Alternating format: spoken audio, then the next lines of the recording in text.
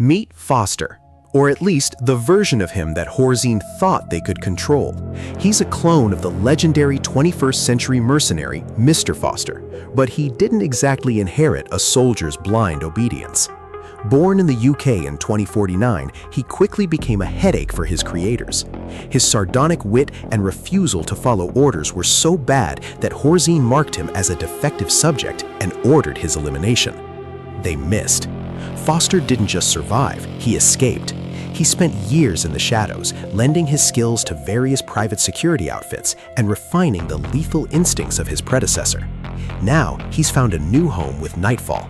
He's got the blood of a mercenary, the mouth of a rebel, and a very personal reason to keep fighting. He might be a clone, but he's one of a kind. Just don't expect him to follow the manual. Devlin, a woman who knows exactly how to light up a room. Before she was a mercenary, she was a pyrotechnics expert in Hollywood, making movie magic out of low-budget explosions. But after years of struggling to make ends meet, she traded the unstable world of film for a steadier paycheck designing incendiary devices for the military giant Cutshaw Kane. Born in the States in 2068, Devlin realized she was more than just a cog in the military machine. She wanted her work to mean something, and that's what eventually led her to Nightfall. She brings a unique blend of cinematic flair and military-grade precision to the battlefield. Whether it's clearing a room or setting a trap, Devlin ensures the results are as effective as they are spectacular. She's not just here to fight, she's here to put on a show that the Zeds won't survive. If you see the sparks flying, you know she's just getting started. This is Imran, the man who knows exactly what makes the Zeds tick, and more importantly, how to stop them. He spent over 20 years as a senior anti-Zed engineer for the Pakistani firm GDI, becoming one of the foremost experts in specialized defensive technology. When Horzine moved in for a hostile takeover of his company, Imran didn't just quit. He took his talents to Nightfall to make sure his tech stayed out of the wrong hands. Born in Pakistan in 24/7, Imran might be a veteran, but don't let the years fool you.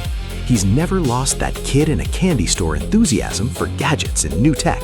To him, the battlefield is just one big mechanical puzzle waiting to be solved.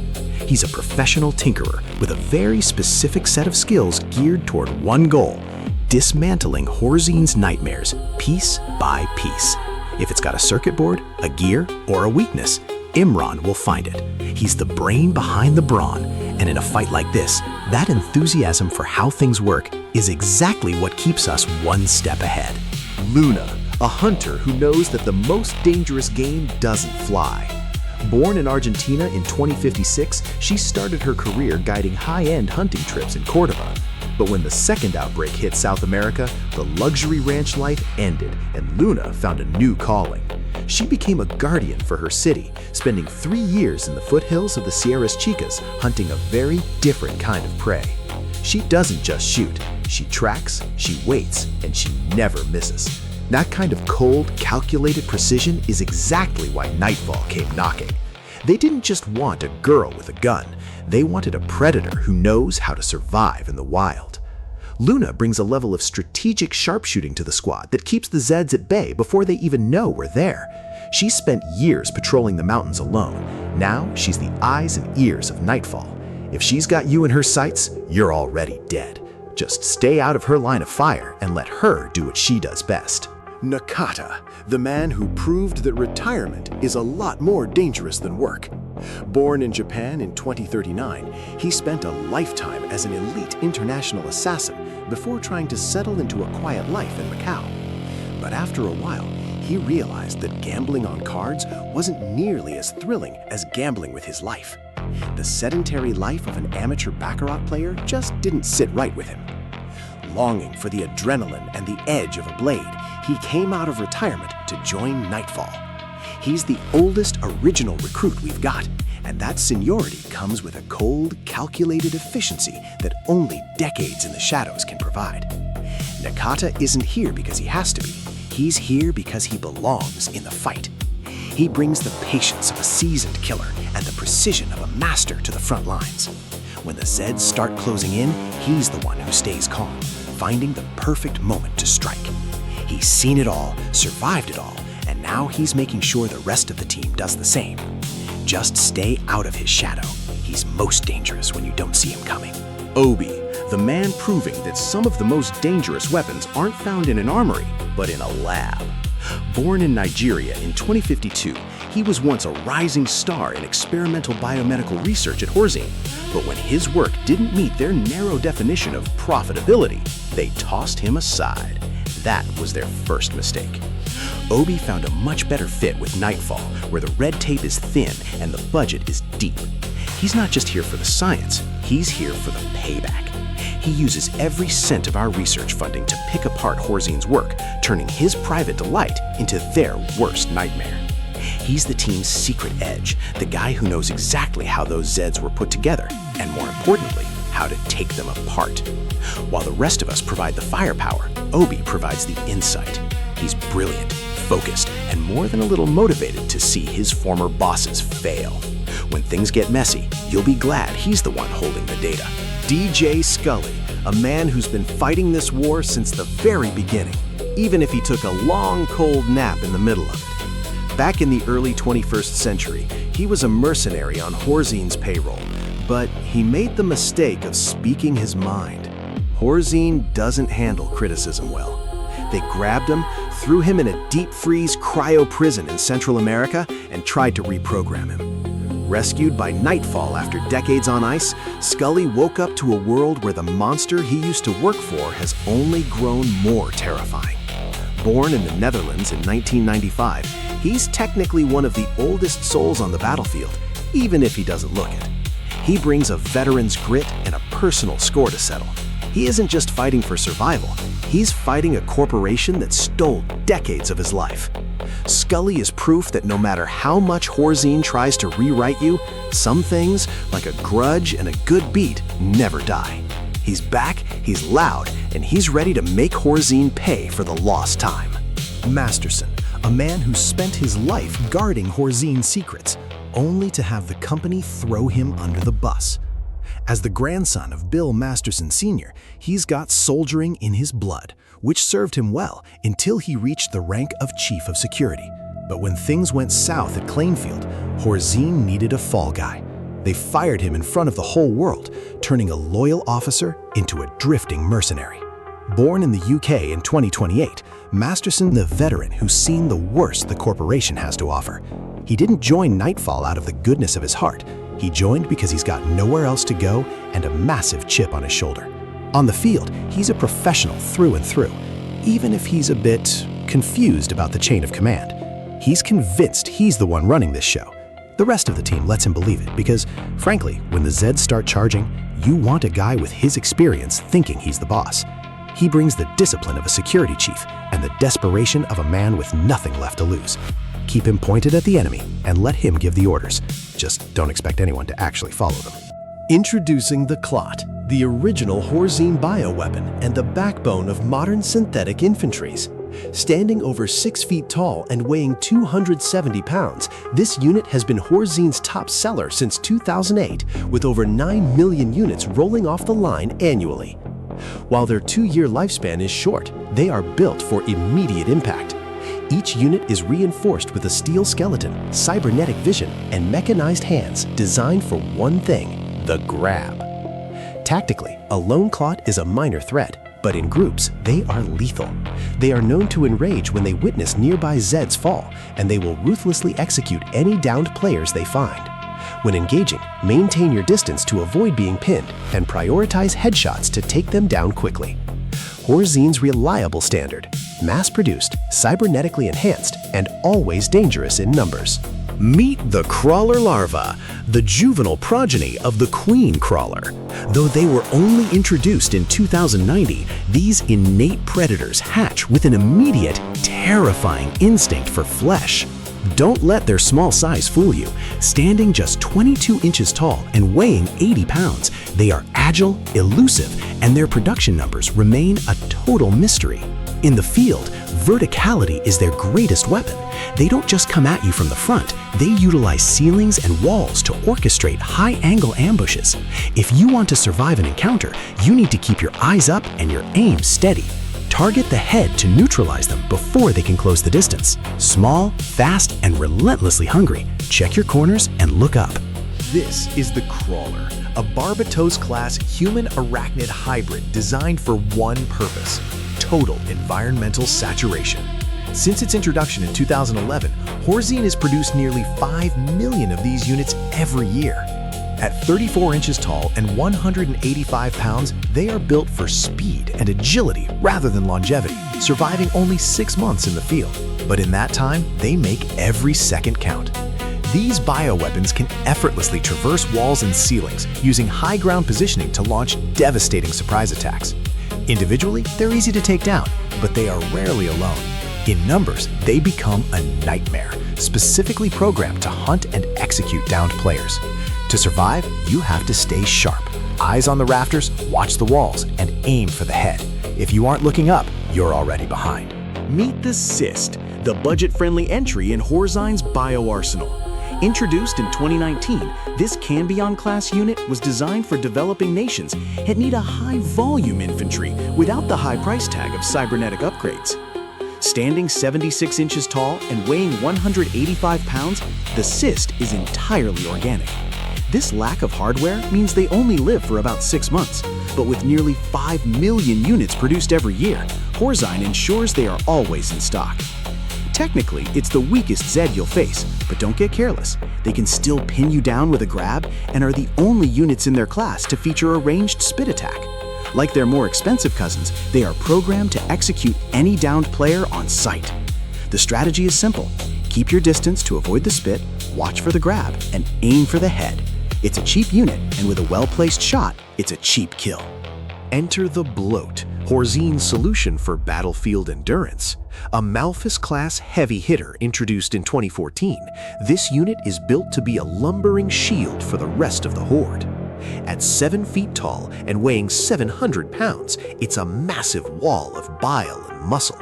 With a 4-year life expectancy and a lower production volume than the standard infantry, each bloat is a significant investment in durability. The latest models even feature an unhinging jaw, allowing them to literally consume downed targets on the spot. Taking one down requires precision, not just spray and pray. If it's inflated, target the bile sac immediately. Most importantly, you must take the head off. It's the only way to prevent a toxic explosion upon its death. Watch for the red pustules, keep your distance, and don't let it get close enough to finish off a teammate. Heavily armored, highly corrosive, and hungry for more. Don't let the size fool you into thinking it's an easy target. Introducing the Gorefast, Horzine's opportunistic assassin. Born from a gruesome experiment to eliminate pain by removing skin and nerve endings, this Cambion-class predator has been a staple of the bioarsenal since 2012. At 6'8" and 300 pounds, the Gorefast is built for the chase. With a 5-year life expectancy and nearly 3 million units produced annually, it is one of Horzine's most enduring and reliable hunters. It doesn't just fight, it targets the lone and the injured, attacking in an ecstatic, bloodthirsty frenzy. Be warned, if your health is low, the Gorefast will enrage, triggering a high-speed charge that deals massive extra damage. It is a relentless finisher that will execute any player left behind. To survive an encounter, you need to keep your health up and your sights steady. Aim for the head to put this assassin down before it finds its opening. Agile, skinless, and driven by a frenzy for the finish, don't let yourself become the weak link in the chain. This is the Husk, the pinnacle of Horzine's biotech and cybernetic integration. Since 2016, this Malphus-class heavy hitter has dominated the battlefield with a blend of organic durability and mechanical firepower. Standing 7'6" and weighing nearly 500 pounds, the Husk isn't just a tank, it's a mobile artillery platform.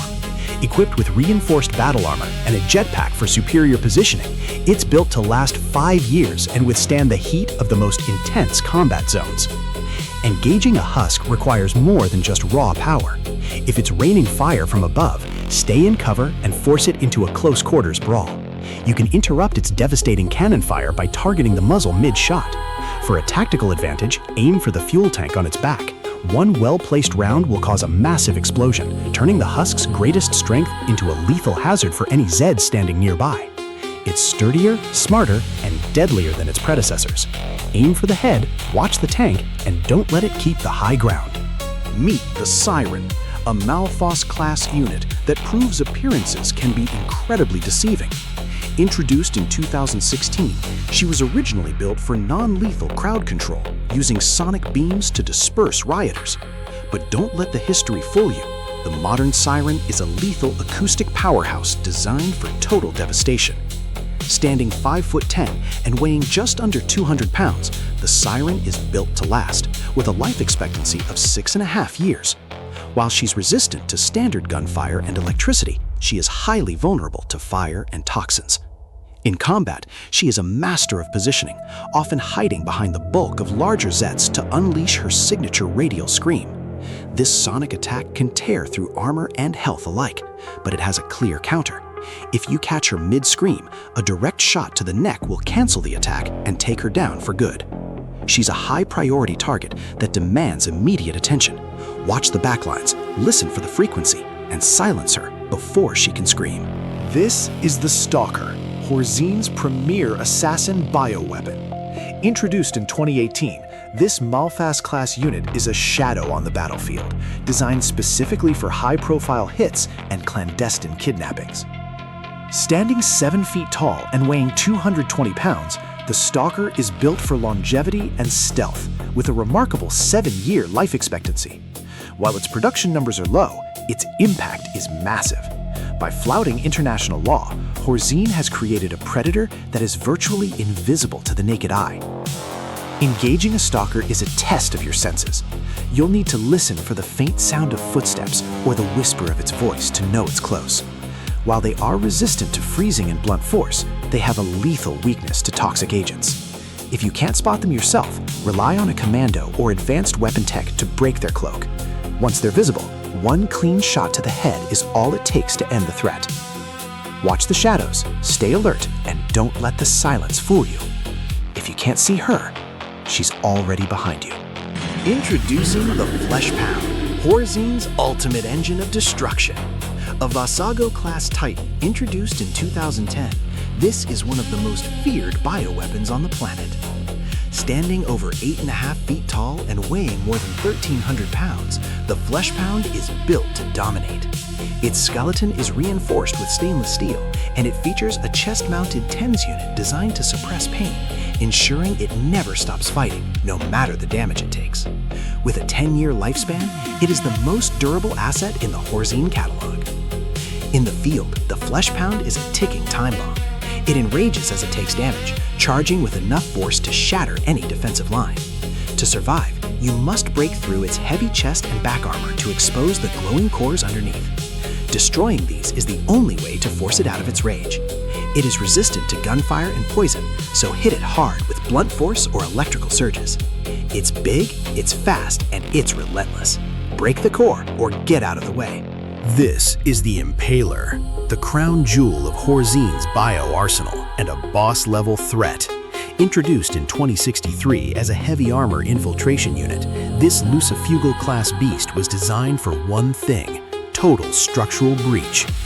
At 11.5 feet tall and weighing 7,500 pounds, the Impaler is a literal mountain of muscle and machinery. With a 12-year life expectancy and a limited production run, it is the most expensive and durable weapon Horzine has ever fielded. Surviving an encounter with an Impaler requires clinical precision.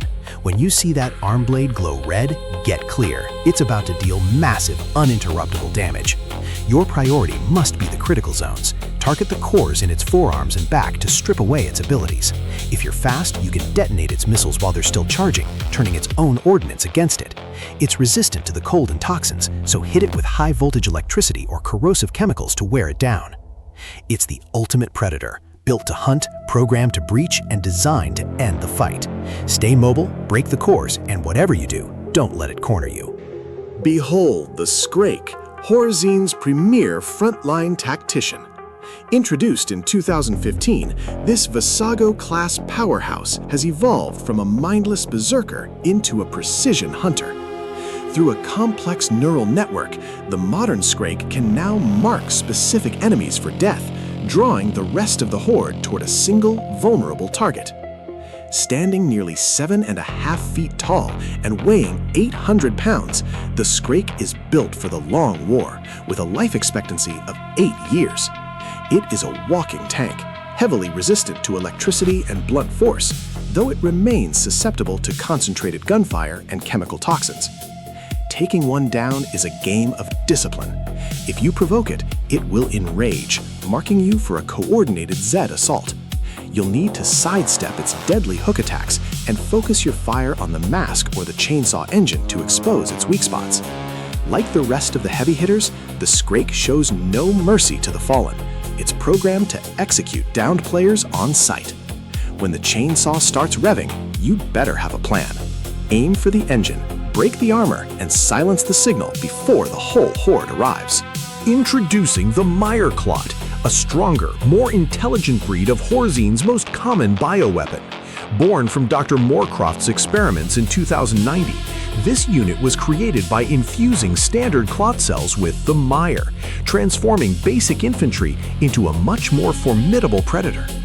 Standing 6'4" and weighing 255 pounds, the M.E.A.T Clot is built for durability. While its lifespan and production numbers are classified, its capabilities in the field are well documented. It is highly resistant to toxic environments, but can be neutralized quickly with electrical or cryogenic weaponry. In a fight, the M.E.A.T Clot breaks the golden rule of Zed combat: don't rely on the headshot. Because of its M.E.A.T infusion, a shot to the brain might not be enough to stop it. To take this unit down for good, you need to aim lower. Focus your fire on the glowing stomach pustule. It's the only way to ensure it stays down. It's smarter, tougher, and it's coming for the fallen. Watch your aim and hit them where it hurts. Introducing the M.E.A.T, the result of Dr. Emmanuel Moorcroft's first secret experiments with the M.E.A.T in 2089. These mutant units were the spark that led the Doctor to delve into even darker biological possibilities, turning the basic cyst into something far more resilient. Standing 6'4" and weighing 170 pounds, the M.E.A.T cyst is a tougher, more durable version of the standard budget model. While we don't know how many Horzine is pumping out or how long they stay active, we know they are a serious upgrade in the field. They share a massive resistance to toxins, but are easily slowed by ice or short-circuited by electricity. When engaging, remember that this isn't your average grunt. It's stronger and just as aggressive, using its ranged spit and grappling hands to pin you down for the rest of the horde. And just like the rest, it's programmed to finish off any player who hits the dirt. Keep your distance, watch for the spit, and put a round through the head. It's a mutation that needs to be put down fast. This is the Scavenger, a nightmare spawned from the void between worlds. Introduced in 2091, these otherworldly arthropods aren't just bioweapons. They are creatures deeply suffused with the M.E.A.T, granting them a level of speed and adaptability that makes them one of the most efficient hunters in the field. At 5 feet tall and weighing 565 pounds, the Scavenger is a dense, armored threat. While we don't know how long they live or how many are out there, we know they are built to resist standard gunfire and chemical attacks. To truly hurt one, you'll need to turn up the heat or hit it with focused sonic energy. Fighting a Scavenger is a game of patience and precision. It hides its most vulnerable parts under heavy plating. You'll need to shatter the armor on its head, chest, or back to expose its glowing pustules permanently. Keep an eye out for those red, glowing cores. They only flare up when the creature is mid-action. Break the shell, hit the pustules, and don't let it get near anyone who's already down. It's fast, it's armored, and it's from a place we don't understand. Stay focused on the armor, and don't let it adapt to you before you put it down. Behold the Queen Crawler, one of Dr. Moorcroft's most terrifying achievements. Introduced in 2090, this M.E.A.T-infused monster is a boss-level threat and the very first self-replicating Zed. She doesn't just fight, she populates the battlefield, laying hatchlings at a pace that can overwhelm even the most prepared squads. Standing 18 feet tall and weighing nearly 7,000 pounds, the Queen is a biological titan. Beyond her size, her most dangerous asset is her mastery of the mire, allowing her to tear open pools in reality for short-range teleportation. She is heavily resistant to blunt force and chemicals, but she shares a primal weakness to fire and lethal toxins. Engaging the queen is a fight against the environment itself. You must stay mobile, destroying her web traps and eggs before they hatch into a swarm. In her final moments, she becomes even more erratic, attacking from mire portals scattered around the area. To end her reign, focus your fire on her head, her inner mouth, or the glowing pustules across her abdomen. Watch the webs, clear the eggs, and keep your eyes on the portals. If she catches you off guard, there won't be enough left of you to bury. Enter the Chimera, the terrifying conclusion to the first phase of Dr. Moorcroft's mire research. This isn't just another mutant. It's a genetic fusion of the very scientists who dared to cross him. By merging these disloyal minds into one body, Moorcroft has created a boss-level threat that pairs overwhelming physical power with a chilling analytical intellect. At 10 feet tall and weighing 4.5 tons, the Chimera is a living fortress. Introduced in 2091, its production details remain a dark secret, but its presence on the battlefield is impossible to ignore. While it can shrug off fire and lightning, it struggles against raw blunt force and extreme sub-zero temperatures. Surviving an encounter with a Chimera requires constant vigilance. You'll need to target the glowing critical zones on its arms and chest, while simultaneously managing the mire energy balls it launches. If you don't destroy them, you'll find yourself swarmed by reinforcements. Watch the ground for rising tentacle projectiles, and stay on your feet. Once it hits Phase 2, the Chimera will execute anyone unlucky enough to be downed. It's the herald of a new era of human experimentation, intelligent, relentless, and hungry for the very scientists who made it. Focus on the pustules and don't let it corner you. This is the Alpha Scavenger, a true apex predator discovered by Dr. Moorcroft in the depths of the Dread Zone. Introduced to our world in 2091 through a mire portal, this beast was so ferocious that Moorcroft personally integrated it into his own fighting force. Standing 8.5 feet tall and weighing over a ton, the Alpha is a biological powerhouse. It shares the standard scavenger resistance to gunfire and chemicals, making fire and sonic energy your best tools for bringing it down. While we don't know its lifespan, we know exactly how it stays at the top of the food chain. Fighting an Alpha Scavenger isn't just about shooting, it's about battlefield control. This creature will actively hunt for the carcasses of fallen scavengers to feed. If it eats, it enters a satiated state, becoming faster, stronger, and much more lethal. You have to destroy those remains before it reaches them. If it does manage to feed, hit it with everything you've got. Heavy damage can actually force it to lose those buffs. Watch for the red, glowing pustules on its head, chest, and back when it moves to strike. And whatever you do, stay on your feet. If you fall, this predator won't hesitate to finish you off. Keep the battlefield clear, time your hits on those pustules, and don't let it feed. If you let it stay satiated, none of us are making it out of here.